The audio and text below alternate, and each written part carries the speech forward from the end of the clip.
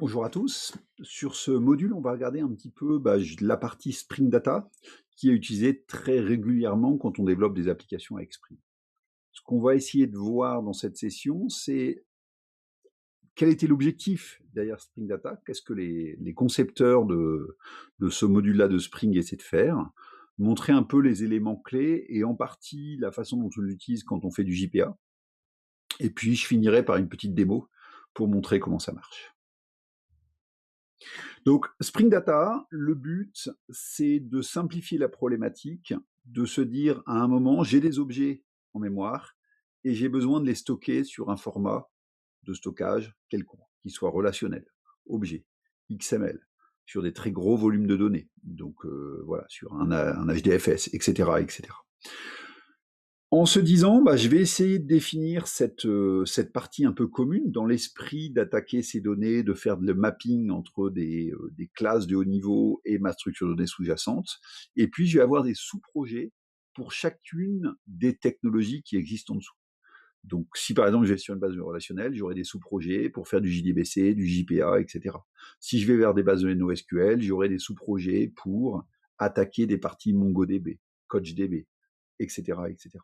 Si je dois aller sur des parties telles que des frameworks de big data et que j'ai besoin d'accéder à ces données, des frameworks pour attaquer des parties qui sont dans des HDFS, d'Hadoop, etc., etc. Donc ça, c'est l'objectif. Essayer d'avoir une couche d'abstraction commune dans l'esprit et puis qu'on puisse se spécialiser facilement. Mais en tout cas, que le modèle de développement soit relativement le même, quelle que soit la technologie sous-jacente. Donc, l'idée derrière ça, c'est qu'on a donc un projet cœur qui est Spring Data et plein de sous-projets par derrière, selon justement les mécanismes de stockage sous-jacents qui peuvent être là. Que l'on attaque du JPA, du MongoDB, que l'on fasse du JDBC, etc. On va avoir un certain nombre de problématiques particulières. Le but principal, c'est vraiment de se dire, comme toujours dans Spring, arrêtons d'écrire du code qui ne sert à rien, essayons d'automatiser un maximum de tâches que l'on fait dans tous les projets, automatisons les problématiques de configuration et de variation de cette configuration sur les contextes d'exécution, si je suis sur un contexte de test, un contexte de prod, etc., etc., etc. Et évitons le phénomène d'avoir cherché à faire une façade qui n'a plus grand-chose à la fin parce que c'est le plus petit dénominateur commun de tous ces frameworks de stockage. Et en fait, ils sont quand même très différents. On ne stocke pas de la même façon dans une base de données orientée clé valeur comme Redis et dans une base de données relationnelle. C'est évidemment pas les mêmes problématiques. Donc en fait, il fallait chercher à proposer des abstractions communes, mais sans chercher à unifier forcément complètement l'API. Et on verra qu'on a donc des API spécifiques à chacun des moteurs de stockage derrière, mais le modèle de développement reste toujours dans le même esprit.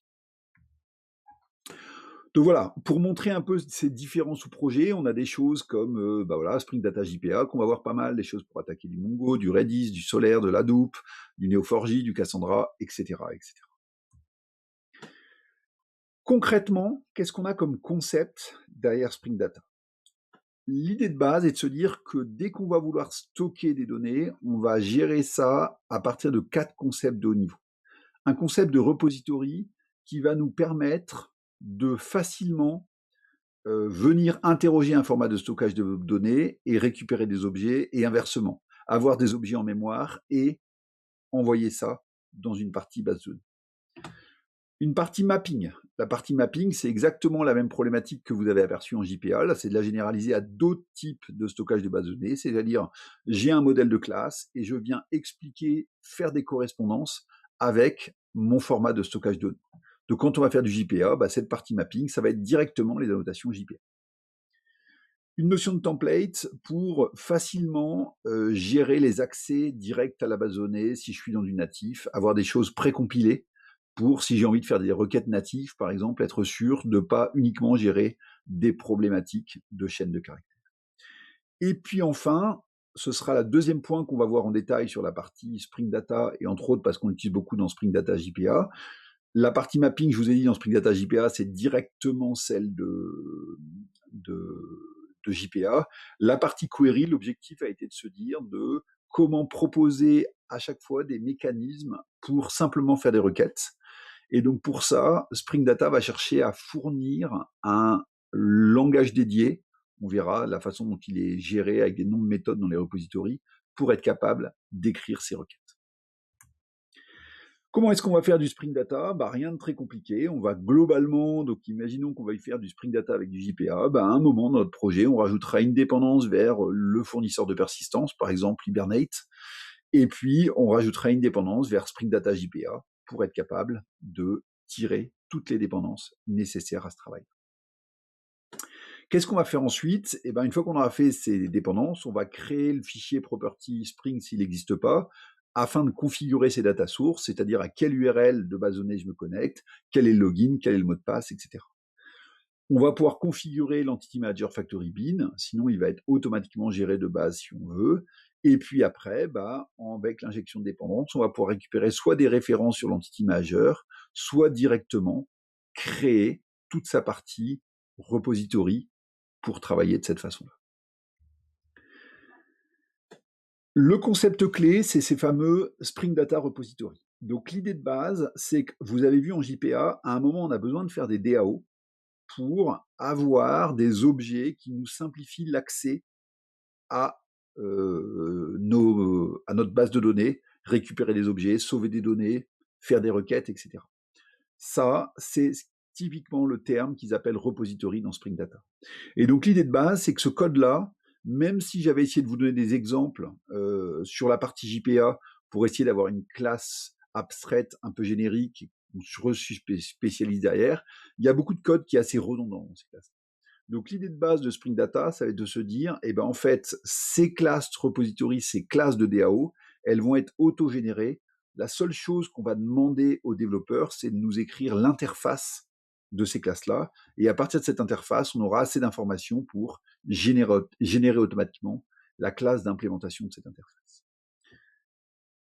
On pourra surcharger les méthodes et puis on pourra étendre, fournir même sa propre classe d'implémentation si à un moment on trouve que ce qui va être généré par Spring n'est pas optimal pour nos besoins, etc. Ça n'empêchera pas de fonctionner quand même. Donc, ces repositories, l'idée, c'est que puisqu'on n'a qu'à définir des interfaces, on peut évidemment définir une interface de zéro, mais en fait, JPA va fournir des interfaces déjà faites, ce qui va nous permettre d'uniquement étendre des interfaces prédéfinies qui auront déjà un certain nombre de méthodes. Par exemple, si vous implémentez CRUD de repository, si vous étendez l'interface CRUD de repository quand vous définissez votre propre repository, par exemple pour votre classe utilisateur, vous avez votre DAO pour votre classe utilisateur, vous appelez ça user repository, si elle étend CRUD repository, de base, vous aurez automatiquement les méthodes find one, find all, count, exist, save, delete, qui seront déjà codées pour vous. Donc, on a dit, l'avantage, c'est qu'elles sont autogénérées. Alors, comment est-ce qu'elles sont autogénérées? Ce que le développeur va écrire, c'est uniquement cette partie interface. Et au moment du démarrage de l'application, Spring va auto-générer une classe qui va implémenter cette interface-là. Et quand un autre objet dit « Ah, moi j'aurais besoin de quelqu'un qui fournit user repository », il va lui donner un objet instance de cette classe proxy qui implémente donc ce user repository. Donc tout l'intérêt, c'est que le développeur n'écrit que l'interface. Après, il n'y a pas de magie à l'exécution. Il y a bien un objet, instance d'une classe, qui implémente l'interface qu'on a définie. Et donc, ce qui va se passer, c'est que si j'ai une service layer qui a une dépendance vers ma repository, il n'y a pas de problème, elle pourra être injectée avec les mécanismes d'injection de dépendance qu'on a vus précédemment avec Spring et qui nous permettent justement de récupérer simplement les éléments.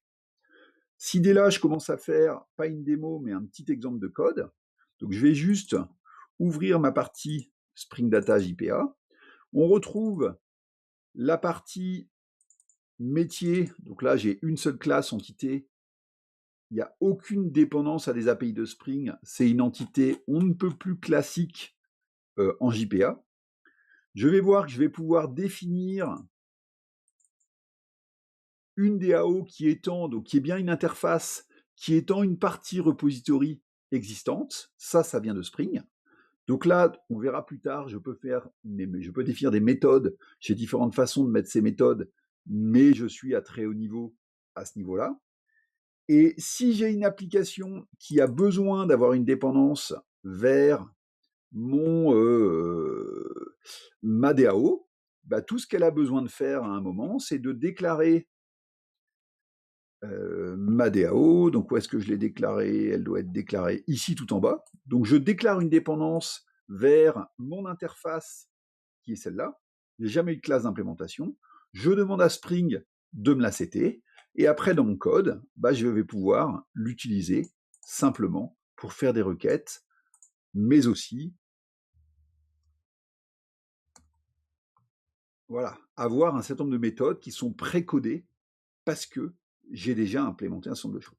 Donc vous voyez que d'office, j'ai un save all, un save on flush, j'ai d'office des choses du type find all, etc., qui tombent directement avec cette partie-là.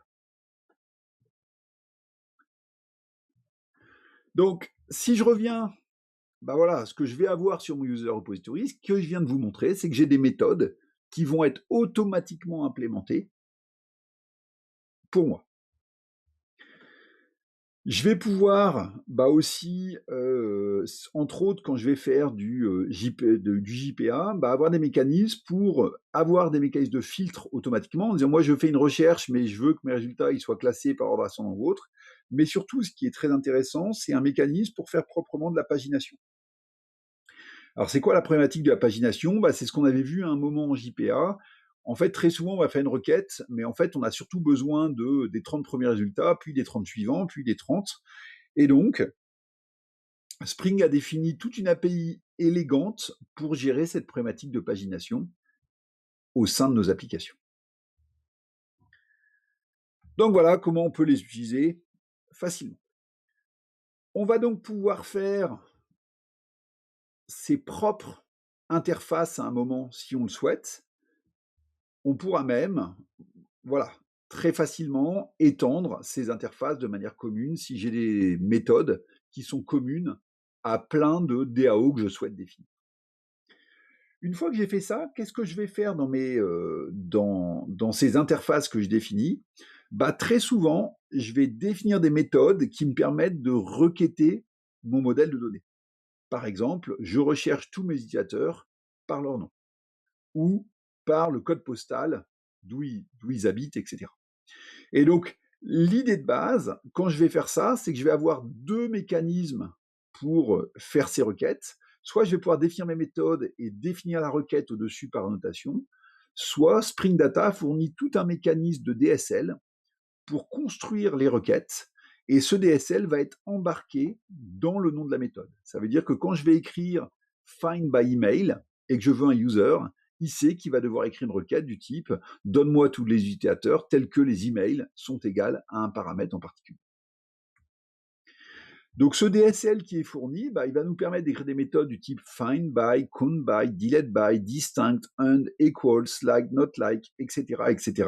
Donc d'écrire sa méthode, et de cette méthode, Spring est capable de deviner l'interface, la requête qu'il doit exécuter sur la base. Quelques exemples pour ça, on voit que si je lui dis donne-moi le nom d'utilisateurs qui ont comme prénom ce prénom-là, il va me retourner ce nom d'utilisateur. Si je lui dis, si je prends notre exemple, donne-moi tous les users dont le first name est lié au last name, je ne sais plus ce que fait celle-là. Toutes les tâches qui ont été assignées à l'utilisateur qui a comme prénom et nom les paramètres qui sont donnés à ce niveau-là. Donc tout ça, ça va être un moyen d'écrire ces différentes requêtes. Dans le DSL, on pourra aussi directement faire de la pagination, soit en utilisant des choses du type donne-moi les premiers 10, soit en passant des objets de type pageable. Donc, on va se retrouver avec ce genre de méthode. Donne-moi les 3 premiers objets qui ont été créés par un utilisateur, les 3 premières tâches qui ont été créées par un utilisateur. Je te donne l'utilisateur en pièce jointe et je te donne l'algorithme de sorte que je souhaite avoir. L'inconvénient du query DSL, là, c'est qu'on se retrouve avec des noms de méthodes qui peuvent être très longues que je trouve personnellement pas toujours lisible, mais je fais pas du Spring Boot tous les jours. Donc moi, j'ai tendance à préférer la mécanisme où j'explicite ma requête avec du JPQL quand je fais du Spring Data JPA. Après, là, ça va dépendre des habitudes de chacune des entreprises dans lesquelles vous travaillez. On va pouvoir faire des queries particulières. L'avantage aussi, c'est que contrairement à nos queries JPA, elles vont être validées at boot time. Donc, c'est-à-dire qu'avant de démarrer l'application, si vous avez une requête qui est fausse, eh ben, l'application ne va pas démarrer et va vous dire, voilà, la requête est incorrecte. Alors qu'en JPA de base, en fait, la requête ne va être détectée en erreur qu'à l'appel de cette requête-là. Ça nous permet de faire quoi? Ça nous permet de faire des choses du type, je définis ma méthode dans ma DAO, dans mon interface, et je la note juste pour définir ce que je souhaite avoir à ce niveau-là. C'est ce que je vous avais montré ici dans ma DAO. Je peux tout à fait avoir mon interface user DAO, et puis j'utilise le query DSL, find by email, où je peux lui dire, je mets n'importe quel nom de méthode, là il a plus d'importance, mais je lui dis, voilà la requête équivalente à faire pour l'implémentation de cette méthode-là. On peut aussi utiliser des requêtes nommées, s'injecter l'entity manager et faire l'appel aux requêtes nommées. Donc le fait qu'on ait des requêtes nommées en JPA ne pose pas de problème pour les utiliser par derrière. Donc ça, c'est des requêtes qu'on va mettre en en-tête des entités très souvent, où on va déclarer ces requêtes nommées qui ont un nom et qu'on pourra appeler plus tard. On peut créer des propres interfaces, des propres implémentations spécifiques. Tout ça, c'est des choses qui sont prévues dans Spring Data. Donc, je vais très bien pouvoir me dire, moi, je me crée un custom task repository et puis une implémentation par rapport à ça, où vous voyez que je peux m'injecter l'entity manager pour faire des traitements très spécifiques si j'en ai besoin. Entre autres, exécuter des requêtes natives si à un moment, dans ma repository task, j'ai besoin d'exécuter des requêtes natives. Donc, la capacité à faire des choses de manière élégante en travaillant sur des interfaces ne nous empêche pas, à un moment, de redescendre au niveau de granularité que vous avez touché du doigt quand on a fait du JPA classique.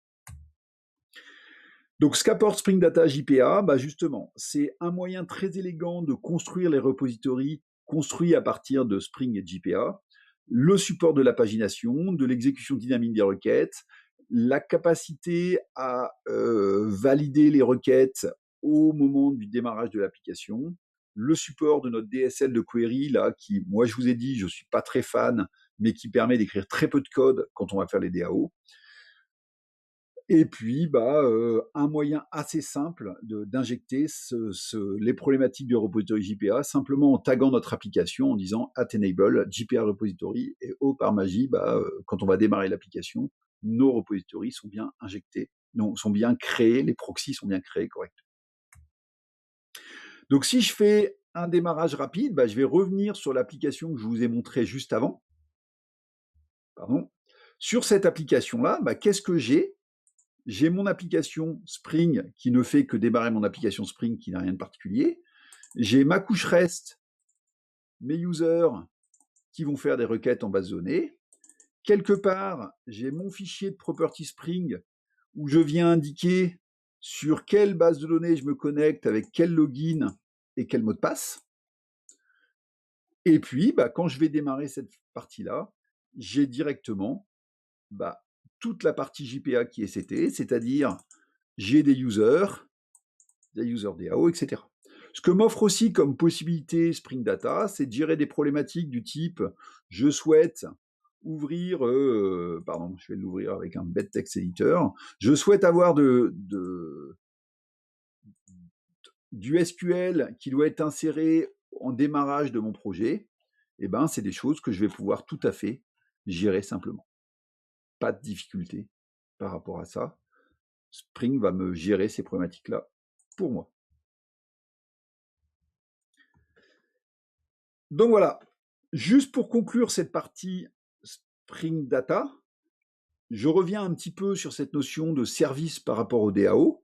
Je vous rappelle, très souvent, vous allez avoir la logique de vos classes métiers, donc toutes vos entités qui ont défini un certain nombre de choses. vos DAO qui permettent d'accéder facilement à votre structure de données qui permet de sauver ces parties-là. Et puis souvent, on va séparer une couche de service qui va permettre d'appeler des DAO, qui permettent de créer des objets métiers, etc., etc. Donc ça, c'est une structure assez classique qu'on va retrouver, où on a nos data sources, notre domaine layer, à un moment, toute notre partie DAO, et puis la partie service layer à haut niveau. Donc c'est une structuration classique. Je vous l'avais montré à un moment autrement dans la partie GenMy modèle.